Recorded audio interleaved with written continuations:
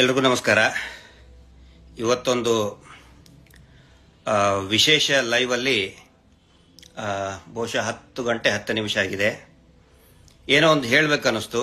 ಹಿಂಗಾಗಿ without prior intimation live ಮಾಡ್ತಾ ಇದ್ದೀನಿ. ಮತ್ತೆ ನನ್ನ ಮನಸ್ಸಿಗೆ ಅಂದ ತಕ್ಷಣನೇ ಅದು ಏನೋ ಒಂದಿಷ್ಟು ಹಂಚ್ಕೋಬೇಕು ಅನಿಸಿದಾಗ ನಾನು ಆ ಥರ ಸಡನ್ ಆಗಿ ಬರ್ತೀನಿ. ವ್ಯತ್ಯಾಸ ಇದ್ದರೆ ಕ್ಷಮಿಸಿ. ಏನು ಸಡನ್ ಆಗಿ ಲೈವ್ಗೆ ಬರ್ತಾ ಇದ್ದೀನಿ ಅಂತ ಹೇಳಿದ್ರೆ, ಒಂದು ಮಾಹಿತಿ ಬಂತು ಈಗ 1 ಗಂಟೆ ಹಿಂದೆ. ಏನಂತಂದ್ರೆ, ಏನು ಇವತ್ತು ಇಡೀ ದೇಶವ್ಯಾಪಿ ಹೂತಿಟ್ಟ ಶವಗಳನ್ನು ಧರ್ಮಸ್ಥಳದ ಸುತ್ತಮುತ್ತಲೂ ಹೂತಿಟ್ಟ ಶವಗಳನ್ನು ಮೇಲೆತ್ತಿರುವ ಆ ಒಂದು ಪ್ರಕ್ರಿಯೆ ಕುರಿತು ಅನೇಕ ಚರ್ಚೆಗಳು ನಡೀತಾ ಇದೆ. ದೇಶವ್ಯಾಪಿ ಚರ್ಚೆ ನಡೀತಾ ಇದೆ, ಎಲ್ಲಾ ಮಾಧ್ಯಮಗಳಲ್ಲಿ ಕೂಡ ಬರ್ತಾ ಇದೆ. ಆದರೆ ಅದನ್ನು ಮುಚ್ಚಿ ಹಾಕೋದಕ್ಕೆ ಎಷ್ಟೊಂದು ಪ್ರಯತ್ನ ನಡೀತಾ ಇದೆ ಅಂತ ಹೇಳಿದ್ರೆ, ಆ ಹೂತಿಟ್ಟ ಶವಗಳನ್ನ ಮತ್ತು ಹೂತಿಟ್ಟ ಸತ್ಯ, ಅದು ಶವ ಇಷ್ಟೇ ಅಲ್ಲ, ಅದು ಸತ್ಯವನ್ನು ಕೂಡ ಹೂತಿಟ್ಟಿದ್ದಾರೆ. ನಮಗೆಲ್ಲ ಡೌಟ್ ಇತ್ತಪ್ಪ, ಏನೋ ಅದು ಇದೆಯೋ ಇಲ್ಲೋ ಅಂತ ಹೇಳಿ. ಆದರೆ ಸತ್ಯ ಯಾರಿಗೆ ಗೊತ್ತಿರುತ್ತದೆ ಅಂತ ಹೇಳಿದ್ರೆ, ಯಾರು ಆ ಕೃತ್ಯವನ್ನ ಮಾಡಿರ್ತಾನಲ್ಲ, ಕೊಲೆಗಳನ್ನ ಮಾಡಿರ್ತಾರಲ್ಲ, ಅವರಿಗೆ ಸತ್ಯ ಗೊತ್ತಿರ್ತದೆ. ಅದರ ಸಲುವಾಗಿ ಸಿಕ್ಕಾಪಟ್ಟೆ ಲಗಾಟ ಹೊಡಿತಾ ಇದ್ದಾರೆ. 338 ಹತ್ತತ್ರ 338 ಟಿವಿ ಚಾನಲ್ ಇರ್ಬೋದು, ಯೂಟ್ಯೂಬ್ ಇರ್ಬೋದು, ಇಂಜೆಕ್ಷನ್ ತಂದ್ರು. ಇದೇ ನಕಲಿ ದೇವಮಾನವನ ಸ್ವಂತ ತಮ್ಮ. ಇವ್ರು ಮಾಡಿಲ್ಲ ಅಂತ ಹೇಳಿದ್ರೆ ಇವ್ರು ಯಾಕಪ್ಪ ತರ್ತಾರೆ ಅನ್ನೋ ಪ್ರಶ್ನೆ ಎಲ್ಲರಿಗೂ ಕೂಡ ಬರ್ತಾ ಇದೆ. ಮತ್ತೆಲ್ಲರಿಗೂ ಕೂಡ ಖಾತ್ರಿಯಾಗಿದೆ, ಇದೇ ಗ್ಯಾಂಗ್ ಮಾಡಿದೆ ಅಂತ ಗೊತ್ತಾಗಿದೆ. ಇನ್ನು ಏನೇನೋ ಪ್ರಯತ್ನ ಮಾಡ್ತಾ ಹೋದ್ರು. ಈಗ ಕೊನೆ ಅಸ್ತ್ರವಾಗಿ ಗಿರೀಶ್ ಮಟ್ಟಣ್ಣ ಅವ್ರ ಮೇಲೆ, ಅಂದರೆ ನನ್ನ ಮೇಲೆ, ಮತ್ತು ಮಹೇಶ್ ಶೆಟ್ಟಿ ತಿಮ್ಮರೋಡಿ ಅವ್ರ ಮೇಲೆ ಇಡಿ ದಾಳಿ ಮಾಡಿಸಬೇಕು ಅಂತ ಹೇಳಿ ಈ ನಕಲಿ ದೇವಮಾನವ ಕಳೆದ 4 ದಿನದಿಂದ ನಿರಂತರವಾಗಿ ಒತ್ತಡ ಹೇರಿಸ್ತಾ ಇದ್ದಾನೆ.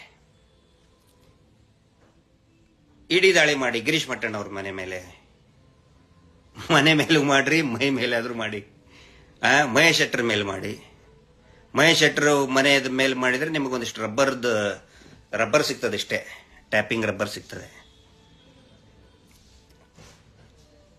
ಈಗ ಅವ್ರು ಹಂಗೆ ಇದಕ್ಕೆ ಕಾರಣ ಏನಂತ ಹೇಳಿದ್ರೆ, ಅವರು ತೋರಿಸಿದಂಥ ಸಬೂಬುಗಳು ಯಾಕೆ ಮಾಡಬೇಕು ಅಂತ ಹೇಳಿದಕ್ಕೆ ಸಬೂಬು ಏನಂತ ಹೇಳಿದ್ರೆ, ಹತ್ತತ್ರ ಈಗ ಒಂದು ವರ್ಷದ ಹಿಂದೆ ಮಾನ್ಯ ನಿರ್ಮಲಾ ಸೀತಾರಾಮನ್ ಅವ್ರಿಗೆ, ಈ ದೇಶದ ಆರ್ಥಿಕ ಸಚಿವೆ, ಅವರು ಈ ಧರ್ಮಸ್ಥಳ ಶ್ರೀ ಕ್ಷೇತ್ರದ್ದು ಇವರದೇ 1 ಮೀಟರ್ ಬಡ್ಡಿ ದಂಧೆದ್ದು ಒಂದು ಕಾರ್ಯಕ್ರಮವನ್ನು ಆಯೋಜಿಸಿದ್ರು. ಆವಾಗ ನಾನು ನೇರವಾಗಿ ಪ್ರಶ್ನೆ ಕೇಳಿದ್ದೆ, ಈ ಕೊಲೆಗಡಕರ ವೇದಿಕೆಗೆ ನೀವು ಯಾಕೆ ಬಂದ್ರಿ? ಮತ್ತು ಅವರು ಮಾಡ್ತಾ ಇರುವಂತ ಅಕ್ರಮ ಬಡ್ಡಿ ದಂಧೆಯನ್ನ ಹಿಂದಿಯಲ್ಲೇ ನಾನು ಮಾತಾಡಿದ್ದೆ. ಟ್ವಿಟರ್ನಲ್ಲಿ ಕೂಡ ಅದು ಸಾಕಷ್ಟು ಹೋಗಿತ್ತು, ಮತ್ತೆ ಯೂಟ್ಯೂಬ್ನಲ್ಲಿನೂ ಕೂಡ ಸಾಕಷ್ಟು ಅದು ವೈರಲ್ ಆಗಿತ್ತು. ಮತ್ತೆ ನಾನು ಅದನ್ನು ಸಂಬಂಧಪಟ್ಟಂತ ಇಲಾಖೆಯ ಅಧಿಕಾರಿಗಳಿಗೂ ಕೂಡ ಕಳಿಸ್ಕೊಟ್ಟಿದ್ದೆ. ಅದಕ್ಕೆ ಇವ್ರು ಏನ್ ಹೇಳ್ತಾ ಇದ್ದಾರೆ ನೋಡಿ, ನಿಮ್ಮ ವಿರುದ್ಧನೇ ಹೇಗೆ ಮಾತಾಡ್ಬಿಟ್ಟಿದ್ದಾರೆ. ನಾನು ಮಾತಾಡಿದ್ದು ಅವ್ರ ವಿರುದ್ಧ ಅಲ್ಲ, ನಾನು ಮಾತಾಡಿದ್ದು ಈ ನಕಲಿ ದೇವ ಮಾನವ ಮಾಡ್ತಾ ಇರುವಂತಹ ಅಕ್ರಮ ಮೀಟರ್ ಬಡ್ಡಿ ದಂಧೆ, ಅದರ ಕುರಿತಾಗಿ ಹೇಳಿದ್ದೆ. ಈಗ ಅದನ್ನು ತೋರಿಸ್ಬಿಟ್ಟು ನೋಡಿ ನಿಮ್ಮ ವಿರುದ್ಧ ಹೆಂಗ್ ಮಾತಾಡಿದ್ದಾರೆ, ಈಗ ಇಡಿ ದಾಳಿ ಮಾಡಿ ಅಂತ ಹೇಳಿ ಇಡಿ ದಾಳಿ ಮಾಡಿ ಉಗಿದು ಕಳಿಸಿದ್ದಾರೆ. ಈ ನಕಲಿ ದೇವಮಾನವನಿಗೆ ನಿನ್ನ ಮೇಲೆ ಏನೋ ಆರೋಪ ಬಂದಿದೆ, ಜನ ತಗೊಂಡು ಹೊಡಿತಾ ಇದ್ದಾರೆ, ಅದ್ರ ಬಗ್ಗೆ ನೋಡು ಅಂತ ಹೇಳಿ ಬಿಗಿದು ಕಳಿಸಿದ್ದಾರೆ. ಈಗ ನಿಜವಾದ ವಿಷಯಕ್ಕೆ ಬರ್ತಾ ಇದ್ದೇನೆ. ಅಂದ್ರೆ ಈ ಸುಮಾರು ಜನ ಕೇಳ್ತಾ ಇದ್ದಾರೆ, ಕೆಲವೊಂದಿಷ್ಟು ರಾಜಕೀಯ ನಾಯಕರು ಇದನ್ನು ಮಾಡಬಾರ್ದು. ಈ ಏನು ಹೂತಿಟ್ಟ ಅಕ್ರಮವನ್ನ ಏನಿದೆ ಅಕ್ರಮನೇ, ಅದು ಹೂತಿಟ್ಟ ಅಕ್ರಮನೇ. ಅಕ್ರಮವಾಗಿ ಹೂತಿಟ್ಟಂತ ಶವಗಳನ್ನು ಹೊರಗಡೆ ತೆಗಿಬಾರ್ದು, ಹಂಗೆ ಹಿಂಗೆ ಅಂತೇಳಿ ಸುಮಾರು ಜನ ನಮಗೂ ಕೂಡ ಕೇಳ್ತಾ ಇದ್ದಾರೆ. ನೋಡಿ, ಇದು ರಾಜಕೀಯ ನಾಯಕರು ಹಿಂಗೆ ಯಾಕೆ ಮಾತಾಡ್ತಾ ಇದ್ದಾರೆ ಅಂತ ಹೇಳಿ. ಒಂದು ವಿಷಯವನ್ನ ಈ ಸಂದರ್ಭದಲ್ಲಿ ಎಲ್ಲಾ ಸಾರ್ವಜನಿಕರ ಗಮನಕ್ಕೆ, ಅಧಿಕಾರಿಗಳ ಗಮನಕ್ಕೆ ನಾನು ತರೋದಕ್ಕೆ ಇಚ್ಛೆ ಪಡ್ತಾ ಇದ್ದೀನಿ. ಏನಂತ ಹೇಳಿದ್ರೆ, ಈ ವಿಷಯವನ್ನು ನಾನು ಅನೇಕ ಸಾರಿ ಹೇಳಿದ್ದೇನೆ, ದಯವಿಟ್ಟು ಅದನ್ನು ಗಮನಿಸಿ. ಸುಮ್ಮನೆ ನಾನು ನನಗೇನು ರೀಲ್ ಮಾಡೋ ಹುಚ್ಚಿಲ್ಲ, ಬಟ್ ಇನ್ಫಾರ್ಮೇಶನ್ ನ ಜನರಿಗೆ ಕೊಟ್ಟು ಜಾಗೃತಿ ಮಾಡುವಂತ ಕೆಲಸವನ್ನ ನಾವು ಮಾಡ್ತಾ ಇದ್ದೀವಿ. ಎದ್ದೇಳಿ ಅಂಥೇಳಿ ಒಂದು ಜನಜಾಗೃತಿಯನ್ನ ಕಳೆದ 2 ವರ್ಷದಿಂದ ನಾವು ಮಾಡ್ತಾ ಇದ್ದೀವಿ. ಎದ್ದೇಳಿ ಜನಸಾಮಾನ್ಯರೇ, ಎದ್ದೇಳು ಮಂಜುನಾಥ. ಅಂದ್ರೆ ಈ ನಕಲಿ ದೇವಮಾನವನ ಕುಟುಂಬ ನಡೆಸ್ತಾ ಇರುವಂತಹ ಅಕ್ರಮ ಮೀಟರ್ ಬಡ್ಡಿ ದಂಧೆ ಮಾಡಬೇಕಾದ್ರೆ ನಿರಂತರವಾಗಿ ನಾನು ಹೇಳಿದ್ದೇನೆ. ಆ ಮೀಟರ್ ಬಡ್ಡಿ ದಂಧೆ ಹೇಗೆ ನಡೀತಾ ಇದೆ ಅಂತ ಹೇಳಿದ್ರೆ, ಸ್ವಸಹಾಯ ಗುಂಪುಗಳನ್ನ ಇವರೇ ರಚಿಸಿ, ನೋಡಿ ಧರ್ಮಸ್ಥಳದಿಂದ ನಾವು ದುಡ್ಡು ಕೊಡ್ತಾ ಇದ್ದೇವೆ, ನಿಮ್ಮ ಊರು ಉದ್ಧಾರ ಮಾಡ್ತೇವೆ ಅಂತ ಹೇಳಿ ಅವರಿಗೆ ಸಾಲದ ರುಚಿ ಹಚ್ಚಿ ಬ್ಯಾಂಕುಗಳಿಂದ ಒಂದಿಷ್ಟು ದುಡ್ಡು ಕೊಡಿಸಿ, ನೋಡಿ ಬಹಳ ಅಬ್ಸರ್ವ್ ಮಾಡಿ ಇದನ್ನ. ಅವರು ಮಾಡಿರೋದು ಸ್ವಸಹಾಯ ಗುಂಪುಗಳನ್ನ ಮಾಡ್ತಾರೆ, ಅದರ ಸಿಸಿ ಅಕೌಂಟ್ ಅನ್ನ ಓಪನ್ ಮಾಡ್ತಾರೆ ಇವರೇ. ಜನರಿಗೆ ಸಿಸಿ ಪಾಪ ಅಲ್ಲಿ ಬಡಬಗರು ದುಡಿಯುವಂತ ಕಾರ್ಮಿಕ ವರ್ಗ, ರೈತರಿಗೆ ಅದು ಯಾವ ಅಕೌಂಟ್ ಅಂತೂ ನಾಲೆಜ್ ಇಲ್ಲ. ಇವರೇ ಅಕೌಂಟ್ ಓಪನ್ ಮಾಡಿಸಿ, ಆ ನಂತರ ಸಿಸಿ ಅಕೌಂಟ್ ಓಪನ್ ಮಾಡಿಸಿ ಒಂದು 10 ಜನರಿಂದ ಮರುದಿನಾನೇ ಒಂದು ಲೆಟರ್ ತಗೋತಾರೆ, ಲೆಟರ್ ಆಫ್ ಅಥರೈಸೇಷನ್. ಮುಂಚೆ ಇವ್ರು ಏನ್ ಹೇಳ್ತಾರೆ, ನೀವು ಸೈನ್ ಮಾಡಿಬಿಡಿ, ನೀವು ಸೈನ್ ಮಾಡೋದ್ರಿಂದ ನಿಮ್ಮ ಊರಿಗೆ ಸಾಕಷ್ಟು ದುಡ್ಡು ಬರ್ತದೆ ಅಂತ ಹೇಳಿ ಒಂದು ಸೈನು ಅಥವಾ ಹೆಬ್ಬೆಟ್ಟು ತಗೋತಾರೆ. ಅದರ ದಾಖಲೆ ನನ್ನ ಹತ್ರ ಇದೆ. ಅದ್ರ ಮ್ಯಾಟ್ರ್ ಏನಿರ್ತದೆ ಅಂತ ಹೇಳಿದ್ರೆ, ಈ ಖಾತೆಯನ್ನ ನಾನು ಬಳಸುವ ಹಾಗಿಲ್ಲ, ಏನೇ ಈ ಖಾತೆಯನ್ನ ಬಳಸುವಂತಹ ಅಧಿಕಾರ SKDRDP BC ಟ್ರಸ್ಟ್ಗೆ ಇರುತ್ತದೆ. ಅಂದ್ರೆ ಈ ನಕಲಿ ದೇವಮಾನವನ ಒಂದು ಟ್ರಸ್ಟ್ ಅಂತ ಇದೆ, SKDRDP. ಈ ರೀತಿ ನೋಡಿ, ಈಗ ನಾನೇನಾದ್ರೂ ಒಂದು ಅಕೌಂಟ್ ಮಾಡ್ತೀನಿ ಅಂತ ಹೇಳಿದ್ರೆ ನನ್ನ ಸಲುವಾಗಿ ಇರ್ತದೆ. ನಂದ ಒಂದು ಸಂಘದ ಸದಸ್ಯನಿದ್ರೆ ಆ ಸಂಘದ ಸದಸ್ಯರಿಗೋಸ್ಕರ ಅಕೌಂಟ್ ಇರ್ತದೆ. ಇವ್ರು ಏನ್ ಮಾಡ್ತಾರೆ, ಅಕೌಂಟ್ ಓಪನ್ ಮಾಡಿ ನೆಕ್ಸ್ಟ್ ಡೇನೆ ಬ್ಲಾಕ್, ಅದು ಅಂದ್ರೆ ಅವ್ರು ಯೂಸ್ ಮಾಡುವಂಗೇನೆ ಇಲ್ಲ. ಎಲ್ಲರೂ ಕೂಡ ಈ ನಕಲಿ ದೇವಮಾನವನ್ನೇ ಮಾಡಬೇಕು. ದುಡ್ಡು ₹1 ಏನಾದ್ರೂ ಹಾಕುದಿದ್ರೆ ಇವನೇ ಹಾಕಬೇಕು. ಅವರಿಗೆ ₹1 ಹಾಕೋ ಪವರ್ ಇಲ್ಲ, ₹1 ವಿತ್ಡ್ರಾ ಮಾಡೋ ಪವರ್ ಕೂಡ ಇರುವುದಿಲ್ಲ. ಬ್ಯಾಂಕಿಗೆ ಕೊಟ್ಬಿಡ್ತಾರೆ ಅದನ್ನ. ಈ ರೀತಿ ಇಡೀ ರಾಜ್ಯದಲ್ಲಿ 6 ಲಕ್ಷಕ್ಕಿಂತ ಹೆಚ್ಚು ಅಕೌಂಟ್ಗಳನ್ನ ಈ ನಕಲಿ ದೇವಮಾನವ ಕುಟುಂಬದ ಟ್ರಸ್ಟ್ ಮ್ಯಾನೇಜ್ ಮಾಡ್ತಾ ಇದೆ. ಎಲ್ಲಾದ್ರೂ ಕೇಳಿದಾರ ಈ ರೀತಿ? 6 ಲಕ್ಷ ಅಕೌಂಟ್ ಒಂದೇ ಫ್ಯಾಮಿಲಿ ನಡೆಸ್ತಾ ಇದೆ. ಆ ಅಕೌಂಟ್ ಮುಖಾಂತರ ಬೇನಾಮಿ ಹಣ ಅನೇಕ ರಾಜಕಾರಣಿಗಳು ಅದರಲ್ಲಿ ದುಡ್ಡು ಹಾಕಿದ್ದಾರೆ. ಈಗೇನು ಒಬ್ಬೊಬ್ಬರಾಗಿ ಬರ್ತಾ ಇದಾರಲ್ಲ, ಅದೆಲ್ಲ ಸುಳ್ಳು, ಊಹಾಪೋಹ. ನಾನು ಹೇಳ್ತೀನಪ್ಪ, ಊಹಾಪೋಹ ತಿಗಿರಿ ಏನಿದೆ. ಅವ್ರು ಯಾಕೆ ಹೇಳಿಕೆ ಕೊಡ್ತಾ ಇದ್ದಾರೆ ಅಂತ ಹೇಳಿದ್ರೆ, ಅವರೆಲ್ಲರ ದುಡ್ಡು ಕೂಡ ಈ ನಕಲಿ ದೇವಮಾನವನ ಅಕ್ರಮ ಮೀಟರ್ ಬಡ್ಡಿ ದಂಧೆಯಲ್ಲಿ ಸಿಕ್ಕಾಕೊಂಡಿದೆ. ಹೇಳ್ಬಿಟ್ಟಿದ್ದಾರೆ, ಬಡ್ಡಿ ಪೂಜರು ಹೇಳ್ಬಿಟ್ಟಿದ್ದಾರೆ, ನೋಡಿ ನಾನು ಮುಳುಗ್ತಾ ಇದ್ದೀನಿ, ನೀವು ನನ್ನ ಎತ್ತಲಿಲ್ಲ ಅಂದ್ರೆ ನಾನು ನಿಮ್ಮನ್ನು ಮುಳುಗಿಸ್ತೇನೆ, ನಿಮ್ಮ ದುಡ್ಡು ಮುಳುಗ್ತು, ಗೋವಿಂದ ಗೋವಿಂದ ಗೋವಿಂದ ಅಂತ ಹೇಳಿ 3 ಸಾರಿ ಹೇಳ್ಬಿಟ್ಟಾರೆ. ನಾನು ಮುಳುಗಿದ್ರೆ ನಿಮ್ಮ ದುಡ್ಡು ಗೋವಿಂದ. ಯಾರ್ಯಾರು ರಾಜಕಾರಣಿಗಳು ಕಪ್ಪು ಹಣವನ್ನ ಇಟ್ಟಿದಾರಲ್ಲ ಅವ್ರಿಗೆಲ್ಲರಿಗೂ ಕೂಡ ಹೇಳ್ಬಿಟ್ಟಿದ್ದಾನೆ, ಬಡ್ಡಿ ಪೂಜರು ಹೇಳ್ಬಿಟ್ಟಿದ್ದಾರೆ. ನಾನು ಮುಳುಗಿದ್ರೆ ನೀವು ಮುಳುಗ್ದಂಗೆ, ನಿಮ್ಮ ದುಡ್ಡು ಮುಳುಗ್ತು, ಗೋವಿಂದ. ನಾನು ಅದರ ಸಲುವಾಗಿ ಕಳೆದ 2 ವರ್ಷಗಳಿಂದ ಇಡಿ ಅವರಿಗೆ ನಾವು ವಿನಂತಿ ಮಾಡ್ಕೋತಾ ಇದ್ದೀವಿ, ಬಹಿರಂಗವಾಗಿ ವಿನಂತಿ ಮಾಡ್ಕೋತಾ ಇದ್ದೀವಿ. ಅನೇಕ ಹೋರಾಟದ ವೇದಿಕೆಯಲ್ಲಿ ಕೂಡ ನಾನು ಹೇಳಿದ್ದೀನಿ, ದಯವಿಟ್ಟು ನಮ್ಮನ್ನ ಎನ್ಕ್ವೈರಿ ಮಾಡಿ ಮೊದಲು, ಅವಾಗ ನಮಗೊಂದು ಅವಕಾಶ ಸಿಗುತ್ತೆ.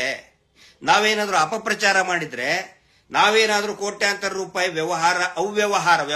ಅವ್ಯವಹಾರ ಮಾಡಿದ್ರೆ ತನಿಖೆಗೆ ಒಳಪಡಿಸಿ ಸ್ವಾಮಿ.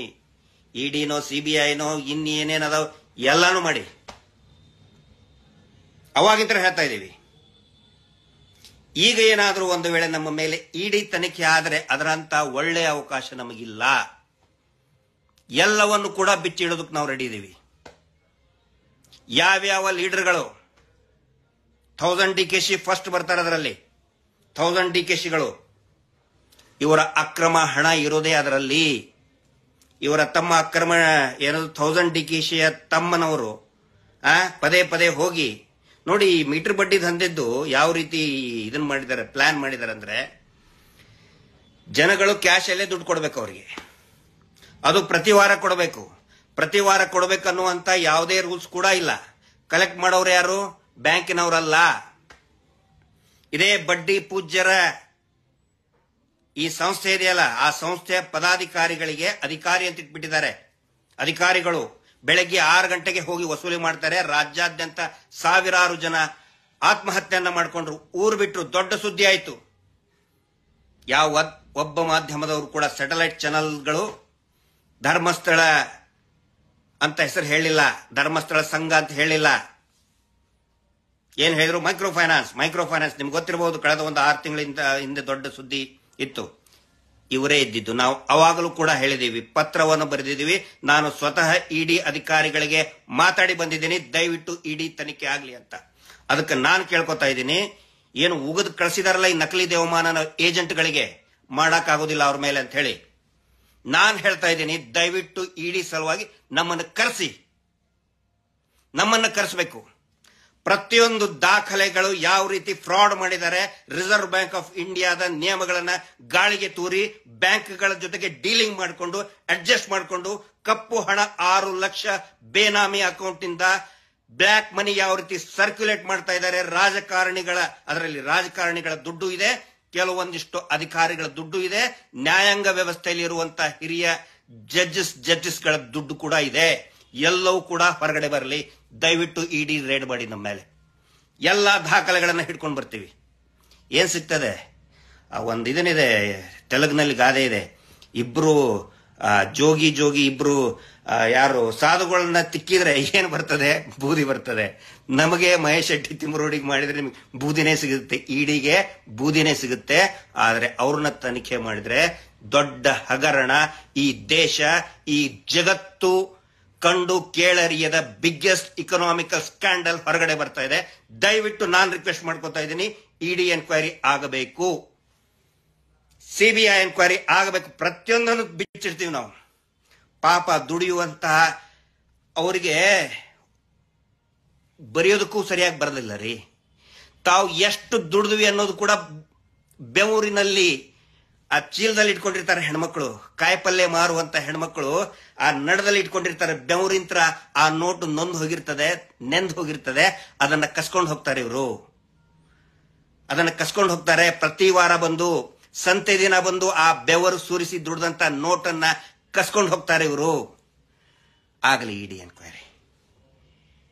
ಕೆಲವೊಂದಿಷ್ಟು ಬಾಡಿಗೆ ಬಂಟರನ್ನು ಬಿಟ್ಟಿದ್ದಾರೆ.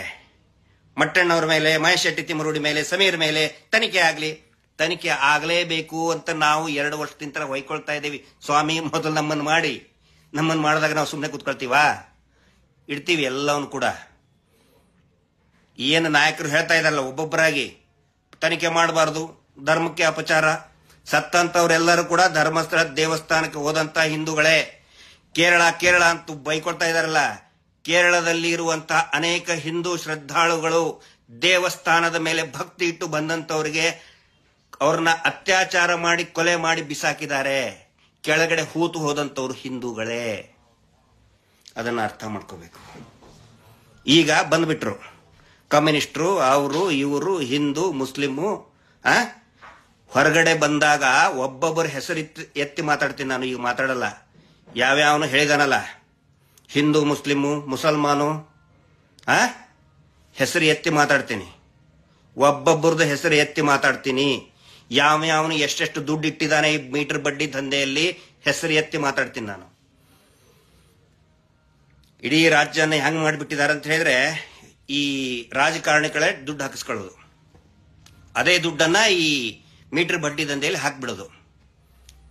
ಹಾಕಿ ವಾರ ಬಲವಂತವಾಗಿ ಜನಸಾಮಾನ್ಯರಿಂತ್ರ ಅಕ್ರಮವಾಗಿ ಬಡ್ಡಿ ದಂಧೆ ವಸೂಲಿ ಮಾಡೋದು.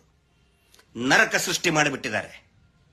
ನೀವು ಕೇಳ್ತಾರಲ್ಲ, ಯಾಕೆ ಯಾರು ಮಾತಾಡ್ತಾ ಇಲ್ಲ, ರಾಜಕಾರಣಿಗಳು ಯಾಕೆ ಮಾತಾಡ್ತಿಲ್ಲ? ಎಲ್ಲರ ದುಡ್ಡು ಇದೆ ಇದರಲ್ಲಿ. ಆ ನಂತರ ಇನ್ನೊಂದು ಅಬ್ಸರ್ವ್ ಮಾಡಿ, ದಯವಿಟ್ಟು ಪ್ರಜ್ಞಾವಂತರು ಅಬ್ಸರ್ವ್ ಮಾಡಿ ಇದನ್ನ.